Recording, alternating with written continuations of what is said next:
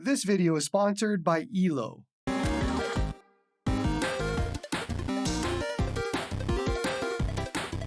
Hey everyone, and welcome back to Joey's Retro Handhelds.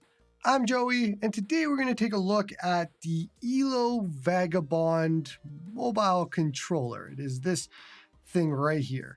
Now, this retails for $99 straight from their website. There's a lot of great and good with this mobile controller, and then there's some not so good either. So it's a typical product in that sort of way, and we'll go over it. One of the great things about this device is the compatibility. And inside of the box is a card, and I'm sure you've seen this before, but you can slot your device or phone in just to see what adapter you need to put on the actual controller so that it fits it properly. You want to make sure that your device is snug within this controller, and from what I could tell, it seems to have pretty good compatibility with cases and all of that. My phone with a case seemed to work just fine easily, and I had room to spare, which is great to see. You can mix, match, and remove all of the little adapters and all of that to fit whatever device you have, but the general idea is you want to just make sure it works within the card, and then choose what it tells you to put and put it in there. Now, I know everybody's going to ask, because it's the usual device that you ask, does this work with? And it is the Lenovo Y700. For one, it was difficult to get that actual tablet into this controller, and it was never advertised as being compatible, and it really isn't. This is kind of me trying to put a square peg in a round hole scenario. The USB-C connector just doesn't sit flush, and it doesn't matter if it's in portrait mode or landscape mode. For some reason, the connector just doesn't go all the way in, and so it doesn't connect. I did get it to connect at some point, but it was so finicky that I just can't trust a Y700 in this. So basically the point I'm trying to make, because I know a lot of people are going to ask right off the bat, is does this work with the Y700? And it just doesn't. So I've relayed that feedback. I'm not sure if they'll allow it to maybe just, I don't know if it's stretching a little bit more. I don't know if it's the connector that needs to change. I'm not sure, but it would be awesome if it did work with that tablet, because I know a lot of people in the community are using that for these purposes of using a mobile controller with an awesome tablet like that. And I have one right here. I'm reading my script off of it, so I know how good it is. But unfortunately, this just doesn't work with that. So we will talk about what it actually works with, which is mostly phones and other types of tablets like the iPad mini and all that sort of thing. But for me and today, it's all going to be about the phone and how it works with this. Okay, so let's do a quick tour of the device. The sticks themselves are actually Hall effect sticks, and they are full-sized. They have a nice wide range of motion, and they are more on the bulky side. They're definitely thicker than normal joysticks are. They have some grippy textures on them, and honestly, it feels pretty good. It doesn't feel like my hand or thumb is going to slip at all. It just sticks right to it. The D-pad is nice and clicky, and I found it to be pretty accurate as well. While the buttons themselves are micro switch buttons, it is pure mouse clicks all over the place. On the top, the shoulders are mushy and not loud at all, where the triggers are analog triggers, and they are also Hall effect triggers. There is no stopper on the triggers to turn them into digital triggers, which is a feature I've seen in a lot of different handhelds nowadays, so that's unfortunate.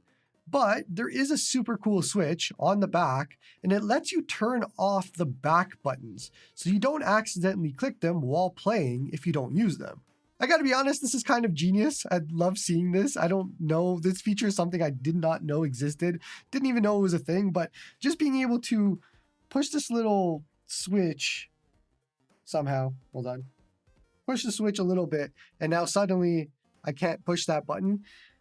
It's the little things that get you, because you can pick this up and you might get annoyed with some handhelds, some controllers where you're like, you pick it up and you start feeling all these buttons pushing. Just flick the switch. I don't know why I'm trying to do this one-handed. Flick the switch and you can push the little button and it doesn't do anything anymore. That is awesome. That's cool to see. On the bottom is a 3.5mm headphone jack, which I tested, and it seems to work just fine with no interference or weirdness. And then we have the actual pass-through charging port, which is not high-speed charging. I found it to be pretty slow in my tests. On the software front, ELO has an app called Unleashed, and it is optional, but it does give you a front-end-like experience to find new games or favorite your own games. And you can also dive into some settings and adjust some sounds, calibrate the controller, do some button mapping, update the firmware, and more. It is the usual type of app for this. For some reason, the LED brightness would not adjust for me in the app, The ELO button on the controller also wouldn't pull up the actual app, so it seems like there's still some work to be done on the software front, but thankfully the controller itself seems to work just fine without the software. So this is kind of additional things that hopefully at some point they'll get there on the software front. The basic idea for me when it comes to one of these controllers is, can I just connect my phone and boot up a game and have it work? The answer is absolutely yes. All the other parts are kind of extra in my mind. Like, I'm sure it's awesome to turn down the brightness, and it might just be my phone that's not working with it. But besides that, I mean, there's not much that I need from a software point of view, but it still is something that they're working on. I confirmed it with them. They are behind on software updates, and hopefully they'll get there, but as always, I don't talk about potential, I talk about today, and today this handheld or this controller works really well. So I was able to jump into different games and emulators, and it was recognized easily in them. RetroArch picked it up right away, and I didn't have to map anything at all. I just jumped right into Advanced Wars to check out Portrait Mode DS on the Y700, and it all went swimmingly. I have to say, this is not my favorite way to play Portrait Mode tablet, but I'm sure some people love this. This was one of those rare scenarios where the controller actually worked with the Y700, and I was thankful for it because I was able to capture it. Then, of course, I checked out Call of Duty Mobile, and once again, instant recognition, and it worked just fine in the actual game without issue. From their marketing, this should work with other games as well, which it works with Call of Duty, so I'm going to imagine it works with everything. Call of Duty is always the weird one. If it doesn't work with Call of Duty, then we got problems.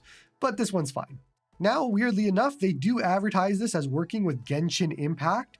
However, I was not able to get that to work. I know with Genshin, it needs to be an on-screen button mapping sort of scenario, and the software as of right now just doesn't have that functionality.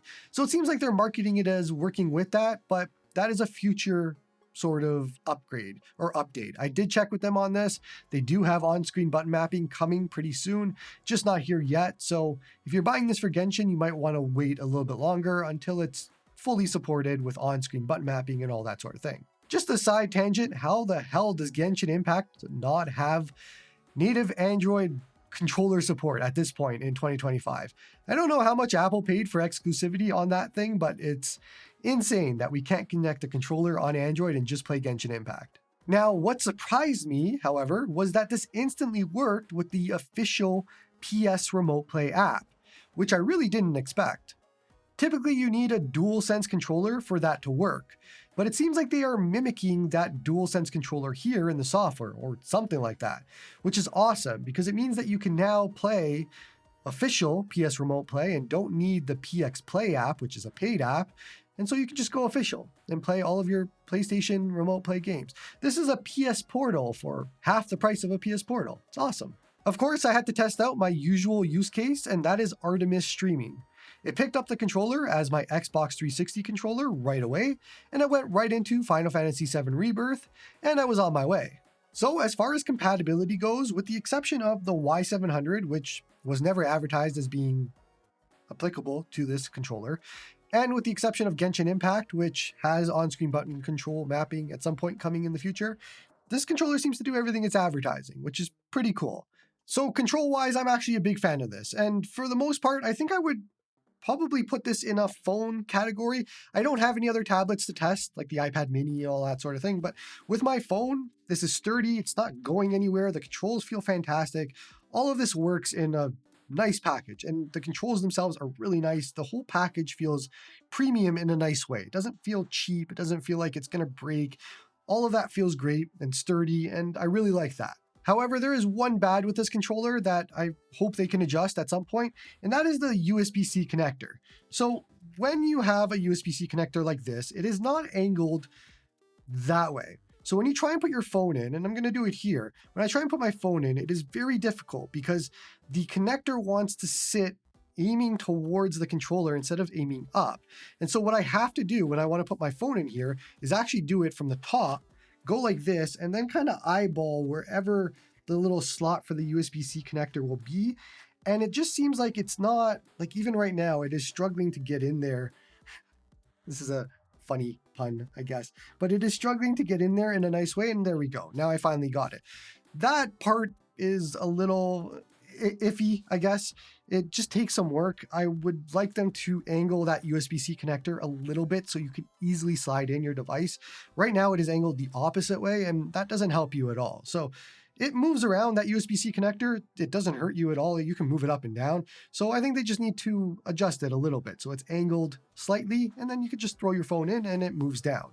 That'd be awesome. Okay, so let's wrap up my total thoughts here. I think as a whole, for 100 US bucks, this is a really good controller. I'm comparing this to something like the Backbone, which if you compare the Backbone to this, it is a night and day difference. This is so much better than that is. There are obviously other options for telescopic controllers out there. I find this to be premium in a way that a lot of those aren't.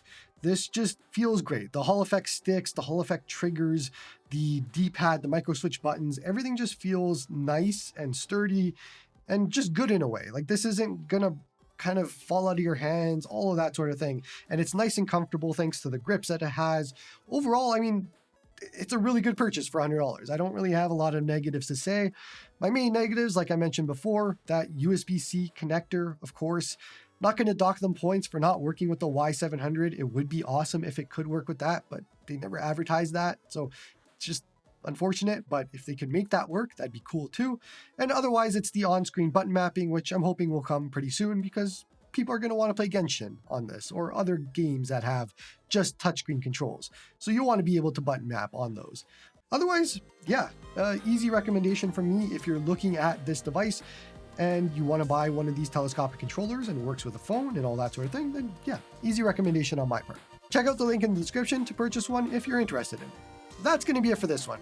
Don't forget to like and sub to help the channel grow. Come join me on the Discord to talk all about retro handhelds and controllers and all sorts of things. Support me on Patreon if you like my stuff. And hope you all have a good one.